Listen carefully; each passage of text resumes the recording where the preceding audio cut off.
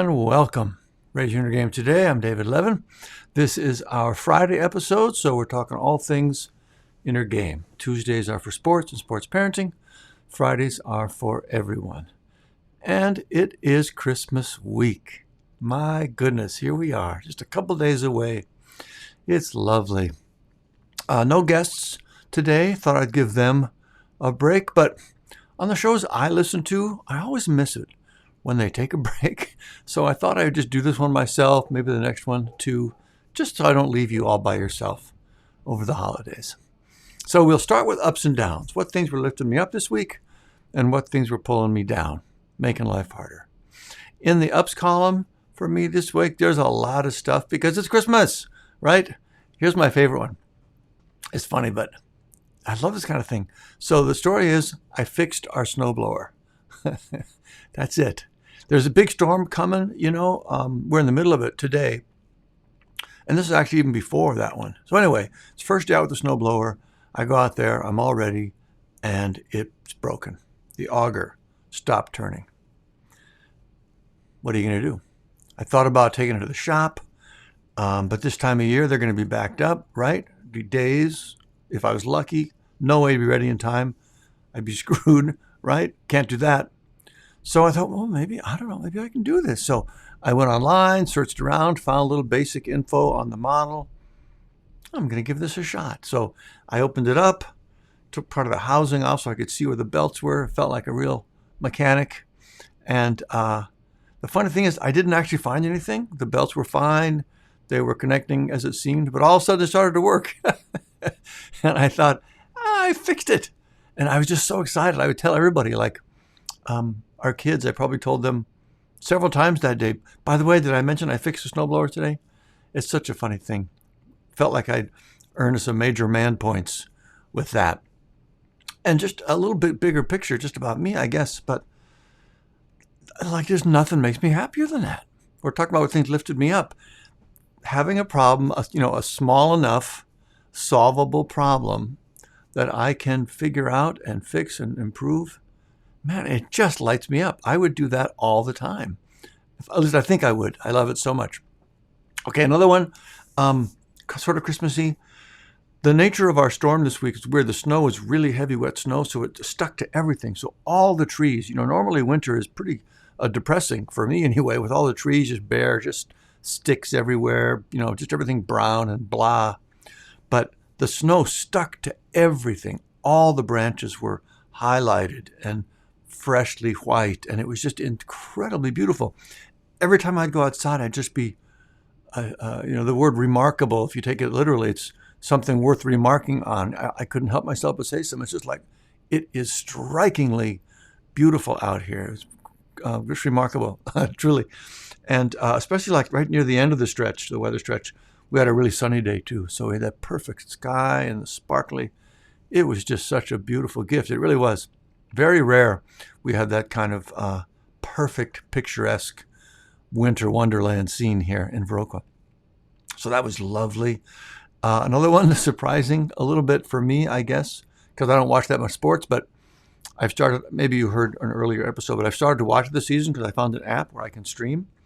And this day, the Vikings came back from 33-0 at halftime. And I didn't even know they were playing. I've got it in my mind they're on Sunday. I was doing something on Saturday. I'm like, well, let me just see what time they play tomorrow. And they were in the middle of the game. They were near the end of the game. I turned the game on in overtime. It was already 36-36. And I found out later they'd come back from 33-0 at the halftime. It was an exciting ending. And they won it 39-36. Field goal, last 4 seconds. It was crazy. And apparently, that was the largest comeback in NFL history. Oh, it was wild. So that was really, pretty exciting and uplifting. And then, of course, there's the Christmas stuff, right? I do like Christmas. I like getting the right gifts. I'm super excited to get my gift this year. I know what it is, but I'm psyched about it. And that's all pretty fun. Starting to see them, pile up under the tree and getting them wrapped and stuff, and that's lovely.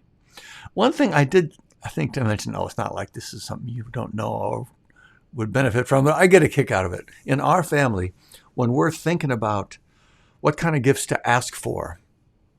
We have this model where it's basically, it's something I'd really like to have, but it's a little too extravagant for me to get myself. Now, for Margaret and I, of course, we could buy it ourselves at any time, but we just feel a little funny, a little too, wasteful is not the right word, but just a little too fancy, a little too much, too extravagant, like I said, to get it for ourselves.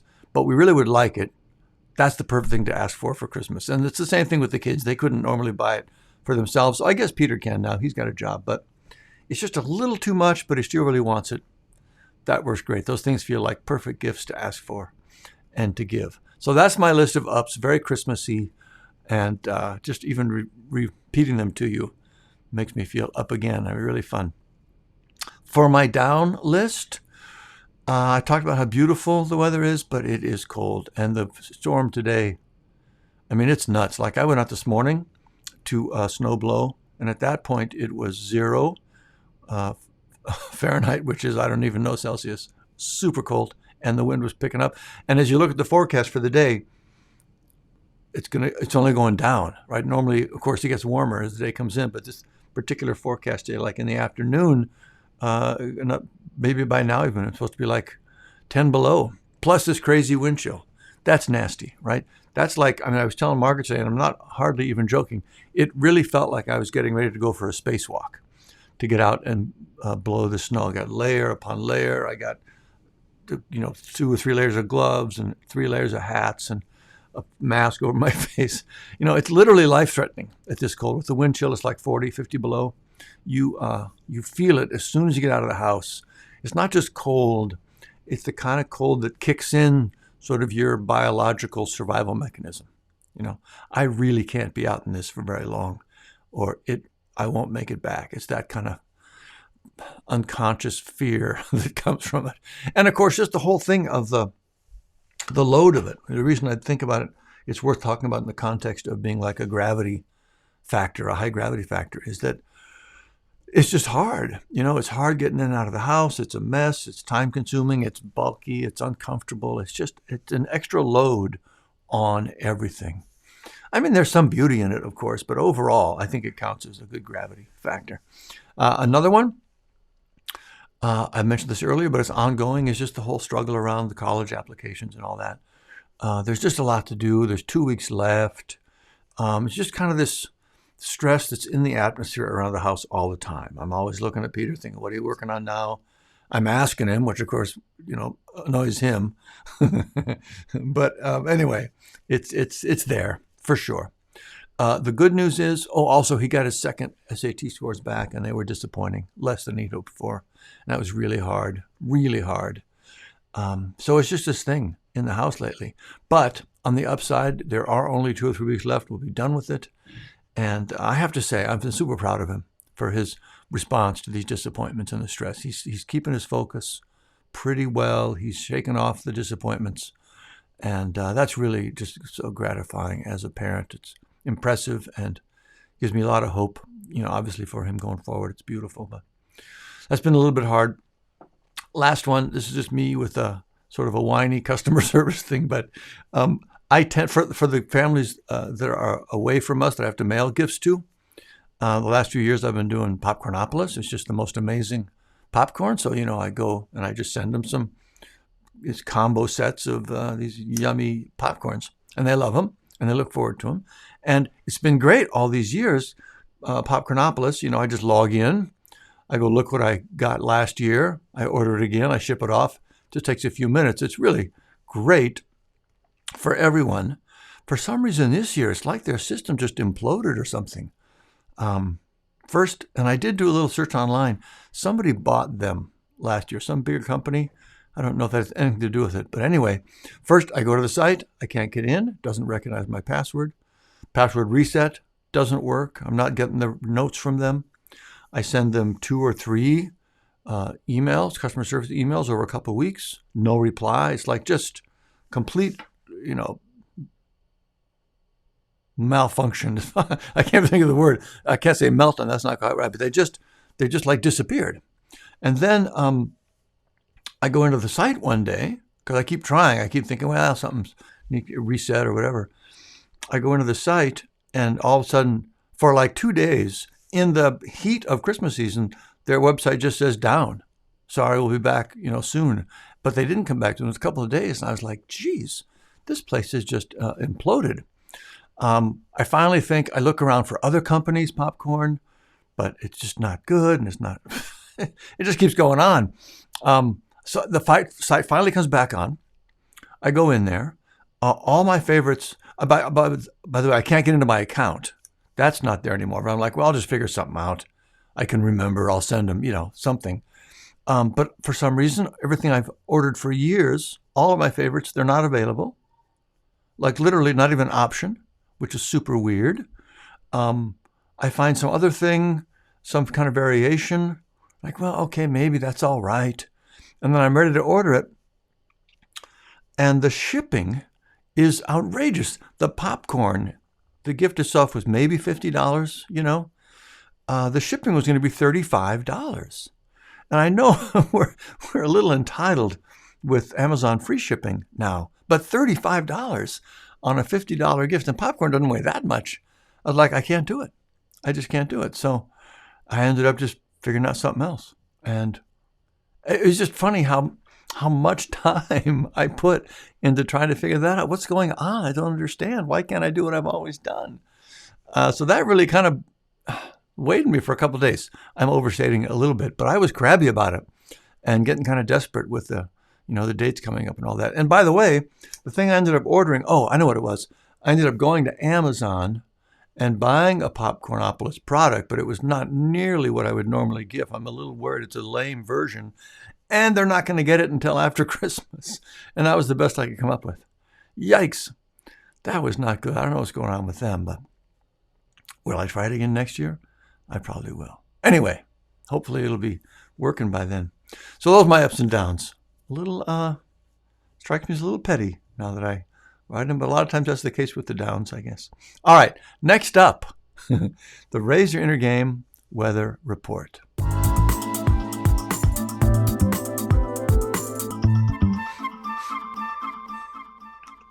All right, the Inner Game Weather Report. So how's your inner gravity today? What does the coming week look like? Today, I'm pretty good, and I usually am. Pretty good the last few days. The snow has been a thing, but and I was out this morning shoveling snow, but it's fine. Feeling pretty good. Nothing to note for the day coming up. It's Christmas, and it's feeling pretty good. Almost all the shopping is done. Most of the stress is pretty much managed and behind. But again, I mentioned with the snow, it's just super cozy, picturesque, classic look, white Christmas. A lot of times we don't get white Christmases here, and this is like the perfect, ultimate white Christmas. I mean, it couldn't be more picturesque, except for this nasty blizzard-like conditions today. But we're still 3 days out. Christmas itself should be lovely, so that's kind of nice. And also, sort of fun. We're fortunate, of course. Everything's working. The furnace is working. God help us if it wasn't. That we're in no danger from the storm. We got a fireplace. All that's great. So that's nice. Sort of a fun disruption in some ways, as long as you can be safe with it. But again, it's that kind of cold where you think, I'm reminded that, man, if there was anything wrong with the house or if the furnace broke, we'd be in serious trouble. But we're not, so it's all great. It is true for me, and I imagine I'm not the only one, but as I look ahead and think about the week, the holidays, the meals, all that stuff, it's a little hard to stay on track with food and exercise. And of course, it's okay to relax a bit. It's a holiday and all that, but I'll keep an eye on that. So basically, the weather report is fine. Today is perfectly good. The coming week, nothing really to watch out for. Just want to keep a little extra eye on the exercise and food. And that's that. So how about you? How are you feeling today? What do you expect in the coming week? Hope it's all good, but do think about that. And we'll move on to our top stories.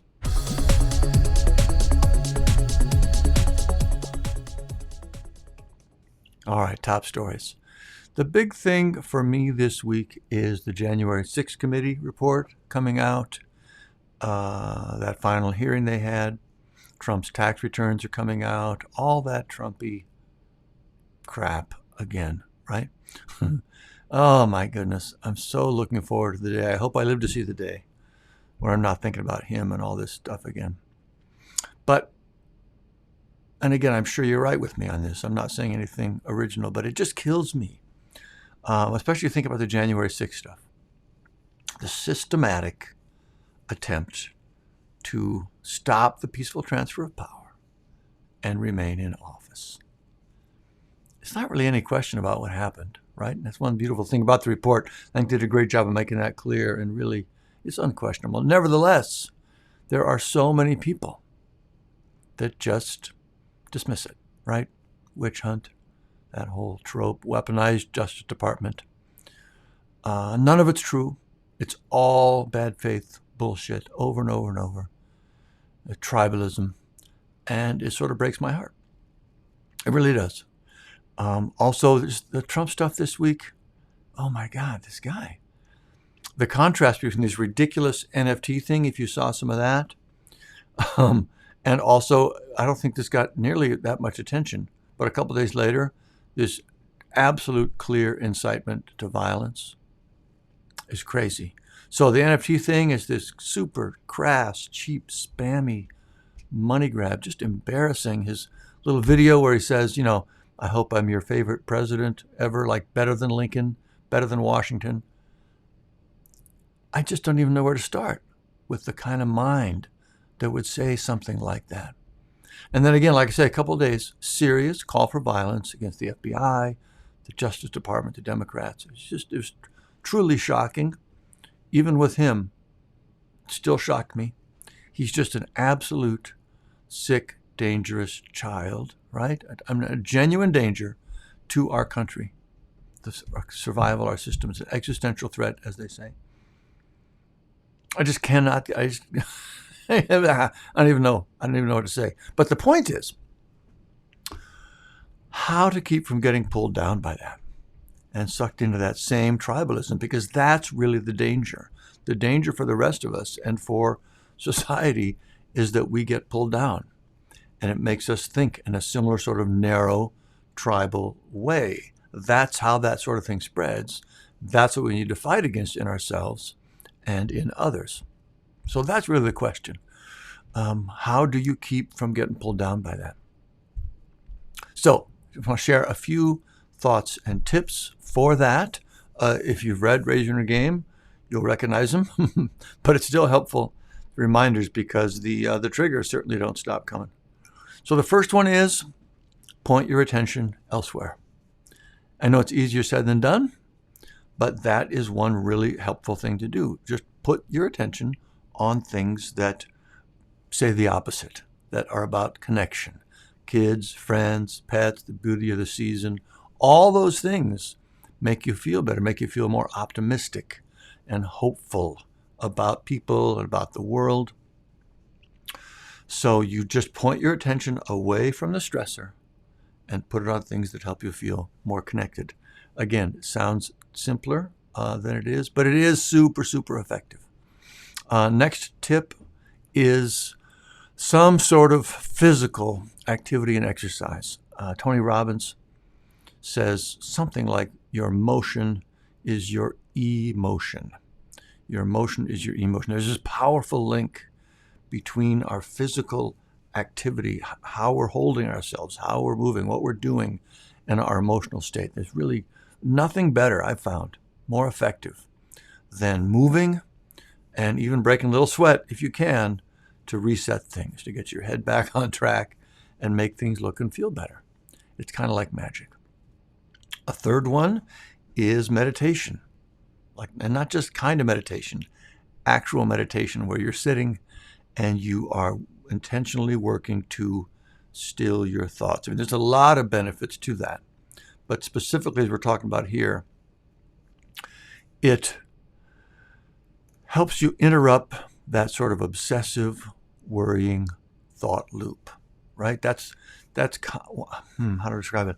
That kind of the practical experience, the burden experience of being worried about things, is that your mind's just always going, and it's negative stuff, and you get in this loop, and you think about it again, and you think about it again. It's exhausting, and it helps pull you into that sort of reactive, more primitive state. Eckhart Tolle had this beautiful way to speak about this. It's always struck with me. Basically, he's talking about how that, what I just said, that just this the thought loop in the book, I'll talk about it as being stuck on level 3, which is the intellectual level. It's exhausting. Even if they're positive thoughts, but generally they're not. They're negative thoughts. Just being in that realm all the time, thinking is inherently exhausting. And so he says there's 2 ways to get relief from that. One is, if you picture it on kind of a vertical scale, one is to go into a state that's below thought, less conscious, less engaged. So things like having a drink or watching TV, just zoning out in front of the tube. There's all kinds of things that you can think of as sort of lowering your conscious state. And there is genuine relief in that, right? It does get your attention away. It distracts you. It quiets your thoughts in a way. But also, obviously, there are some costs in that.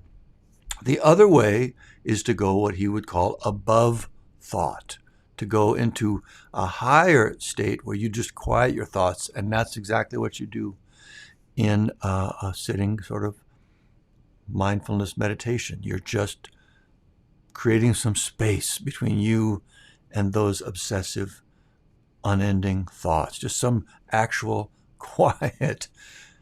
You sit and you just say, nope, not thinking now, quiet. And it's quiet for a moment. The thought comes back up. You say, nope, not now, just quiet. And that's it. And even just those slight little moments, those tiny moments where you're genuinely not thinking, it's such a relief. It's, in a funny way, it reminds me of those, like I think they're called inversion boards. I don't know. It's for people with back trouble. You lay on this board and you tip it up and you're upside down and it takes the pressure off. There's a particular word for that. But it releases the pressure of gravity on your spine and opens up a little space in there for things to flow and help you heal naturally. It's kind of like that. Just creating a little space, again, between you and your thoughts.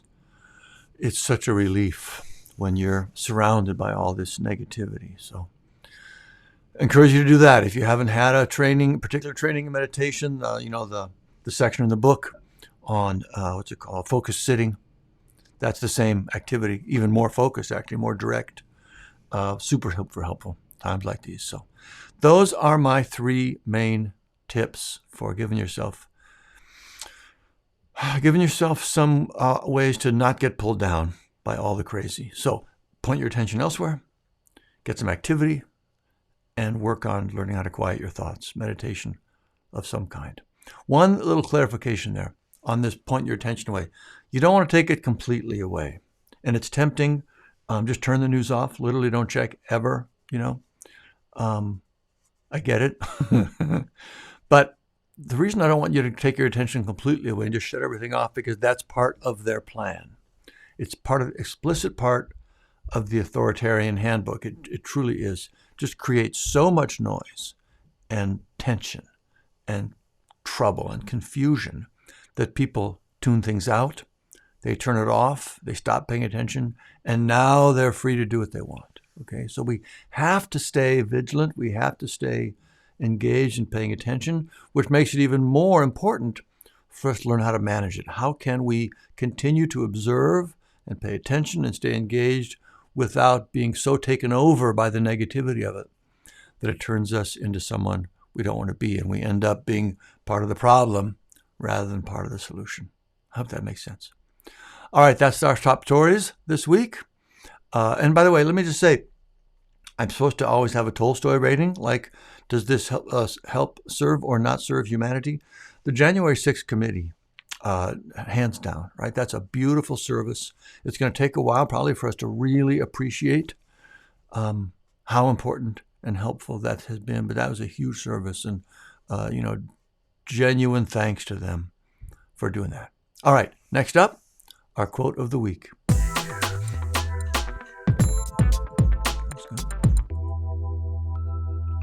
All right, our quote of the week. This one comes from Franz Kafka, famous writer, turn of the 20th century. According to Wikipedia, he was widely regarded as one of the major figures of 20th century literature. And his quote for us today is, "Anyone who keeps the ability to see beauty never grows old." Anyone who keeps the ability to see beauty never grows old. Ah, I love that. Partly, I suppose, because as I'm getting older, I'm looking for suggestions to keep from growing old. But I really think it's true. And this is one of the reasons, one of the many reasons, I'm grateful for having children, right? I mean, they help me keep the ability to see beauty. They're beautiful, seeing them grow. When they're younger, they're super tuned in to beauty, so they're always kind of reminding me of it, being all around. Basically a non-stop beauty fest, having kids. I'm just so glad we did that. Also, a great quote for the holidays. Yes, it's a stressful time, as we've said. It's very natural to get stuck in that and not be present with people and not see the beauty. Feel sort of old and Scrooge-like. I think it's kind of funny, that association there. It's a humbug. Christmas is a humbug. And I notice that feeling now and then. But there's also a lot of beauty in the season. Everywhere things to be had, right? The shows, music, the Christmas tree, the snow, when we have a perfect season like this, getting together with people. The things we do flash us back to when we're younger and we had that sense of beauty and awe about it. It really does keep us feeling alive and connected and energetic and young. It's lovely, for me anyway. So that's this week's quote. Anyone who keeps the ability to see beauty never grows old. I really do feel that myself. So get out there, point your attention at the beauty all around you, and enjoy feeling like a kid again.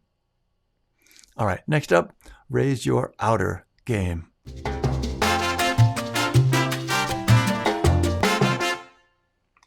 All right, raise your outer game. This is where we talk about things we care about in our outer life, our health, our relationships, our finances. This week, we're talking about cardio health, heart health. Big disclaimer here, right? As you well know, I'm not a medical expert. This is not medical advice. This is just me telling my personal story.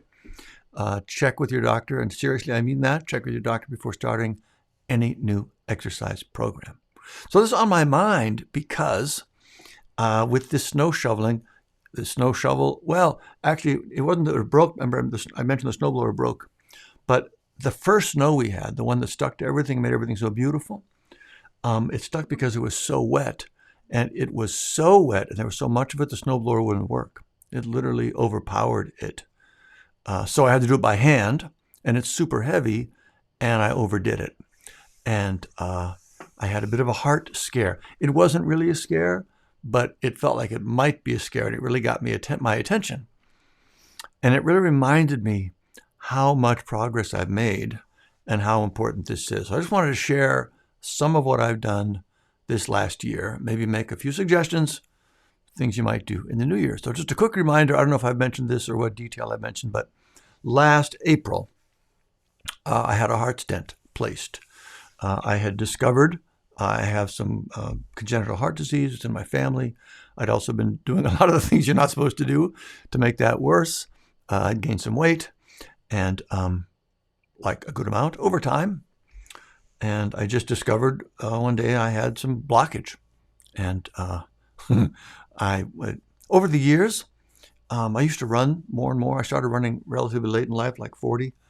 And the amount I could comfortably run on a typical day was getting shorter and shorter and shorter. It was down, like when we moved down here 10, 12 years ago, I was probably doing 3 miles pretty regularly, pretty easy. And by the last, maybe this time last year, I don't know, it was down to 1.5 miles. I started to think, that's about all I can go. And of course, I'm getting older, and I thought, well, I'm just getting older. That must be it. But I went out one day after a bit of a stretch and actually had some heart pain, first time ever. I thought, oh, it's just cold out. This is last winter. And I went out the next day, same thing again. Maybe I should have it looked at. Went and got a stress test, major blockage, got a stent, and then went into rehab. So that's the backstory that got me focused on this. So it's all fine, by the way. It's better than fine. But here's what I've done since. So I'd already kind of started a little bit before that time. But I got serious about a diet. I think I mentioned I used the Noom app. I was eating a ton of fat and cholesterol before. I probably had 3 eggs a day, every single day. I was eating a ridiculous amount of fat and butter and cheese and all those things. And I was up. My weight was definitely up. Since then, between the new Noom app and changing my diet, I'm down 25 pounds.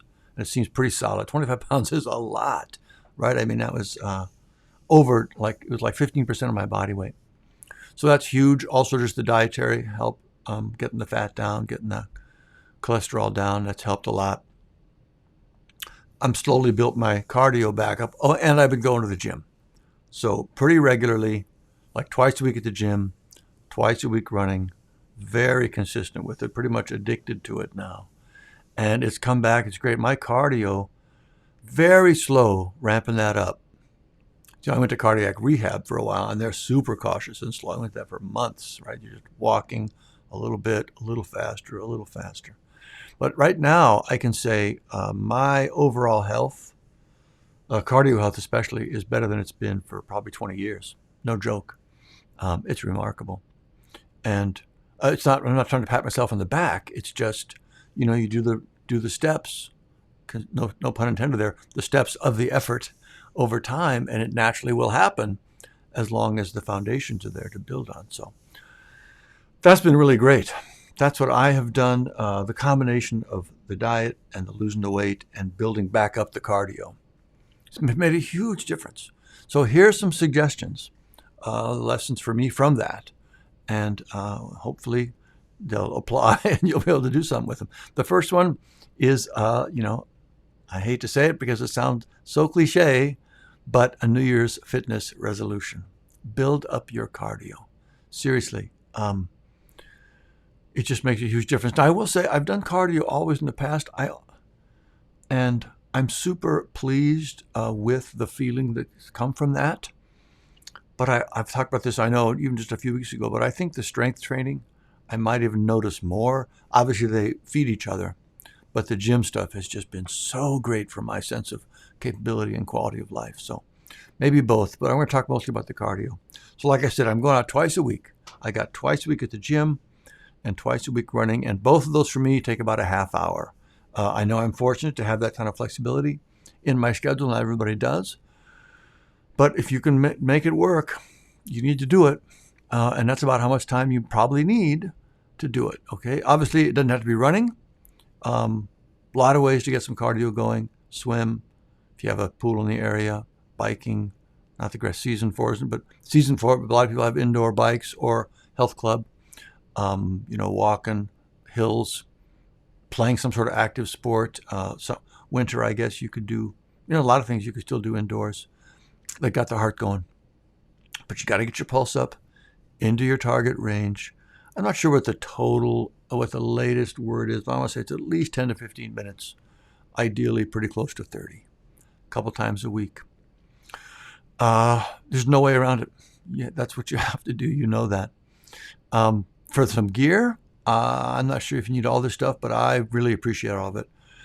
I have my Apple Watch to help me monitor my pulse. Of course, that's a little bit a bigger thing for me because I have the heart thing to watch out for.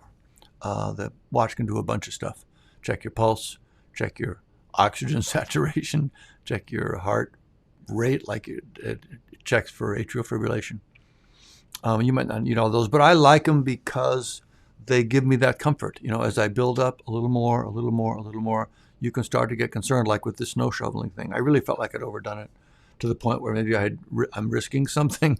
So I'm watching all my stats and stuff, and everything's fine. I'm like, okay, I'm probably fine. I find that helpful. I have the Oura Ring also. That helps with sleep tracking and helps me track the calories because I'm still trying to watch my intake. I have a blood pressure cuff here at home. I don't use it all that much, but I should be doing it more. It's been so great for so many months now. I've kind of stopped worrying about it, but you got to keep track of that too. And it's a lot of stuff. I'm not saying you need it, but psychologically, it really helps me knowing, because you can't always tell from your physical signs. Your body tells you confusing things. But like a lot of times, in the morning, I'll check my sleep the night before according to my ring. And I'll think, wasn't that great a night's sleep? And my ring will disagree. My ring will say, you're doing great. And as the day progresses, I'll realize it was right. I feel fine. So I get a lot of help from that stuff. Just knowing I'm within the safe boundaries, things are on track, and I can keep going and keep pushing a little bit. But here's the big thing I would say. And again, maybe not news to you, but hopefully the reminders are helpful. You got to make your plan to be sustainable. It's got to be something you can do and keep doing, because that's really the key. I've been working actively on this now for about 8 months, and it was very slow going. Like I said, I started with the cardiac rehab, and they are so cautious. And at first, I was kind of like, come on, can't we do more? But I actually ended up appreciating it. Number one, it's safe the whole time, right? There's no question. And number two, it gives you that confidence. You do it enough that you know that you're safe up to this level, and you can go a little more and a little more and a little more. Same thing with the gym. Started very low. I think I might have told this story before, even maybe not quite slow enough. I got so sore a couple of times. But you take it super slow. The key is to do it and to think long term and expect to build it up over time. The most important thing is to find some level of activity you can do indefinitely. Not to get to a particular amount of weight or speed of running or anything else, but just a level that feels like it made a difference. You can tell you did it, but you're not so that was my standard for the gym. I want to work hard enough that the next day I can tell I went, but not that I'm limited by it. That's what happened early on. I was so sore afterwards that I was actually limited from having done it. That's not good, because then you won't keep doing it. And it kind of breaks the whole point. The point of going to the gym is to have your regular life outside of there be improved, right? But when I was so sore, it felt like the opposite. So I dialed it back. I've got it's a good workout now. I always feel it, but I'm not slowed down by it. Same thing with the running. You want it to be enough work that you really feel like you did something. There were some times there maybe where you thought, maybe I should stop or slow down, but it's not too much. And the next day you're fine. You want to be able to do that just indefinitely, right? Not just for a while, not just till I get to this weight or whatever. You got to stay with it. So start small, plan to do something over time. And also if your goals are too hard, too grand, or however you want to phrase that, that's just designed to kill your plan. A too difficult plan, a too audacious plan is designed to fail. Set your goals small and sustainable. Super important. Other thing I find very helpful is just have the mindset of it's an experiment. I don't know if this level is going to be where I'm going to stay. I don't know if it's sustainable. I don't know if it's too much. I'm going to do a little bit and see how it feels. And then, a really important parallel, not a partner to that idea, is some sort of ongoing tracking. So in an experiment, you've got to have some place to take notes and keep track of how things are going. So some sort of a journal, a daily record. Here's how it's going. Here's how it went yesterday. Here's how I'm feeling today. Let's see what tomorrow looks like. And then that's where you evaluate your experiment. And I can go back and look at my notes from going to the gym, and it'd be pretty clear that was too much. What should we try instead? Let's try this for a few days, see how that goes, and then make a note. And they are essential pieces together. That idea that you're not making you don't need to know now what's going to work. You're just going to try some stuff. And you're also going to keep a place where you can evaluate that. So you can keep tweaking as you go forward. Another great idea, of course, not new, but working with somebody else is super helpful. I've never worked with a trainer at the gym before. And I just did that for a little bit for the first couple months just to get a baseline going. It was super helpful. Over time, some sort of accountability buddy, super helpful. Flip side of that is, I would say, don't let not having one keep you from getting out there, because that's kind of the risk too. Well, I'm going to go with such and such. They can't go, so I guess I won't go today. Got to find that balance. If you don't have one, another reason you might want to join the charging station community. You can find people there, like-minded people trying to do similar stuff, and you can connect there. Obviously, you're not going to do the workout together, but at least you can talk to each other and support each other, and it really helps keep going. A basic concept, another one to think about, is you want to reduce the friction. You want to make it as easy as possible to do these things. Like I mentioned, it's great to have an accountability buddy, but you don't want to have someone that's unreliable, so that makes it harder for you to get out if you're waiting for them or they're not coming or whatever. You want to give your brain as few reasons not to do it as possible. So for me, we have a super small town, of course, but the gym's really close. Like it's a 5-minute run. That's a perfect warm up. So I just run 5 minutes. I go over there, I come back. It's easy to do. I don't have to bundle up and get in the car and drive across town. All kinds of examples where the actual activity you choose to do, you want to be real specific about thinking about it and making sure there's not a lot of resistance, complications to doing it, besides the resistance, the inner resistance you're going to feel to it. I'm not saying that very well, but hopefully you know what I mean. Reduce the friction. Give yourself as few excuses as possible. It's going to be hard enough to just get over your internal resistance to doing it, but you want to reduce the actual resistance to doing it as much as possible to make that easier. Another little thing I will say, if you are getting to be a certain age, what would I say, that maybe 50 and up? Again, not medical advice, but it seems like what I've heard. And if there's any sort of risk factors in your family, my dad had heart disease. I'd recommend get a stress test based on my experience. Like I said, I noticed that I was losing my ability to run distances, but I didn't make the connection what that might mean. I just seemed like I was getting older. That made sense to me. I was kind of lucky. I didn't have a heart attack. I just kind of stumbled onto the fact that there was a problem there before it caused any real harm. And if I had done I went in for a stress test, and they discovered the blockage pretty much right away. It was obvious. And here was the fascinating thing to me.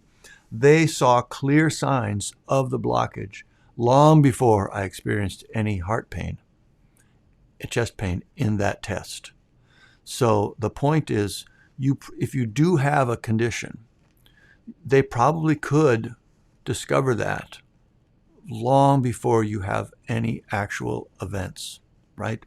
But if they'd not discovered it, if they'd not done that, I almost certainly would have had a heart attack, and maybe even not too long. So stress test, great idea. Talk to your doctor. One more little bonus tip. Maybe you've had this before. You set out for a New Year's resolution of some kind, and it's just like about the most common cliche there is, and we don't stay with it, right? If that's been your experience, if you hear me saying this and you think, yeah, but I won't stick with that again, and you haven't done the Raise Your Inner Game material, you might want to do that. There is nothing better to break through those particular kinds of inner mechanisms that keep us from following through on things like this. There's nothing better to break through that than the Raise Your Inner Game material. So might want to seriously think about that if you haven't done it already. If you have done it, count on that. Work with that to help you push through the resistance you feel to doing that.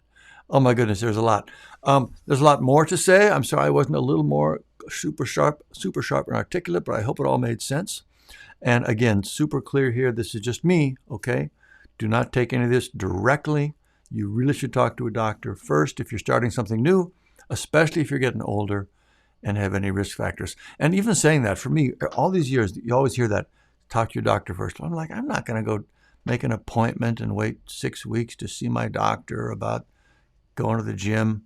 I totally get that, but that's another piece of friction and a little internal resistance. Maybe you could do a hybrid. Maybe you could start super small.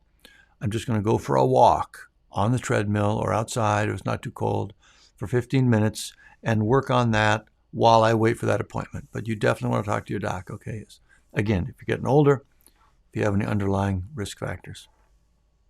But there's definitely something you can do, and I'm sure it'll make a huge difference for you. Oh my goodness. So that is our outer game discussion for the week. New Year's resolution, boost your cardio health. All right, next up, inner game gold.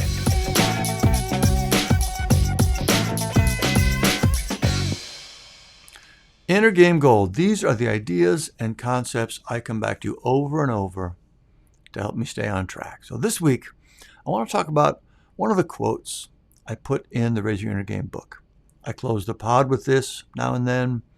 Also, it's in the book near the end of the book. It comes from Leo Tolstoy, and it says, "The ultimate purpose in life is to serve humanity." You might even recognize that from the book or from the other pods. The ultimate purpose in life is to serve humanity.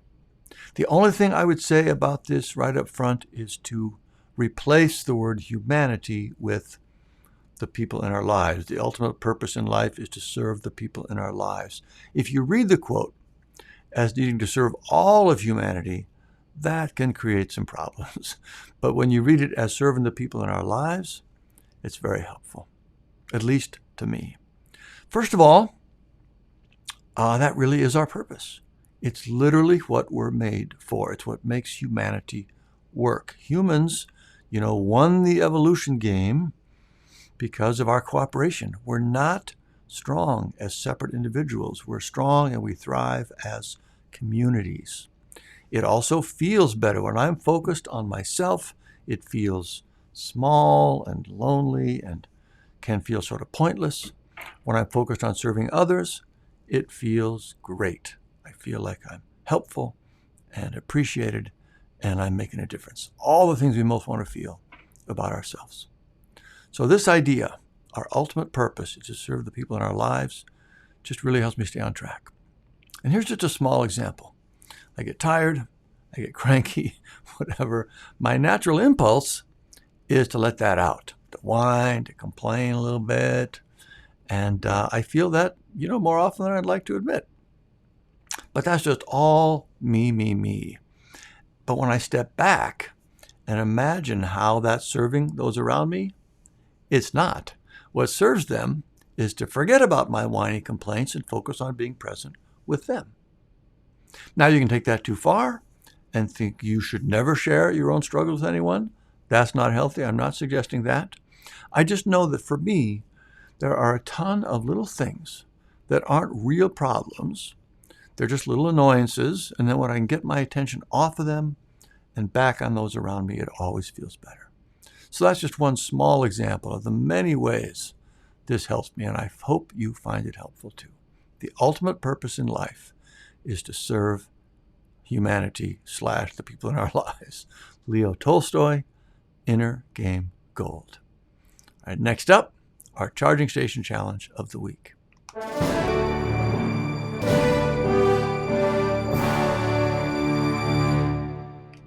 All right, challenge of the week. Last week, we had you practice the QBQ every day. I hope you tried that. It is surprisingly effective. And again, especially so in a high gravity period when there are a lot of things, little things, big things that pop up and pull you away from being the person you want to be.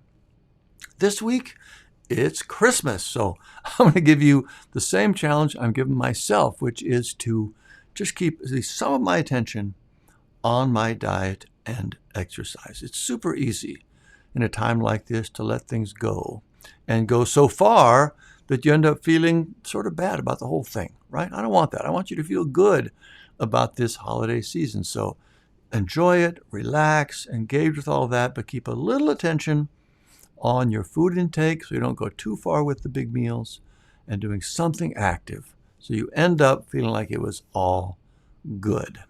As always, I'll post that in the community if you want to do it along with others. If you're not in the community yet, click the link in the notes. It's free. Just register. You go straight into the challenge. And that's it for this week's Charging Station Challenge. Next up, highly recommended.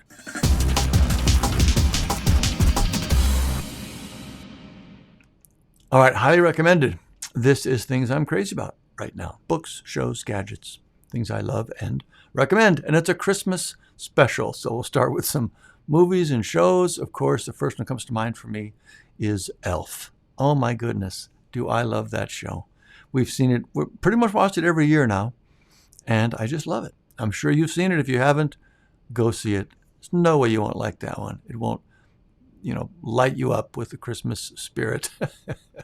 Another one is an old show back in the early 90s called Northern Exposure. And there's one particular episode called Soulmates. Seoul, Korea, capital of Korea, Seoul, South Korea, I should say. Technically, it's season 3, episode 10. I'll put it in the show notes. It's such a beautiful episode. We used to love that show anyway, just love it. But this is a particular story, a different sort of take on the whole Christmas spirit. Man, we just love it. Just love, love, love it. Highly recommended. It's hard to find. I'm not sure it streams anywhere. You might actually have to buy it. I'm not sure where you do that, but boy, we love that.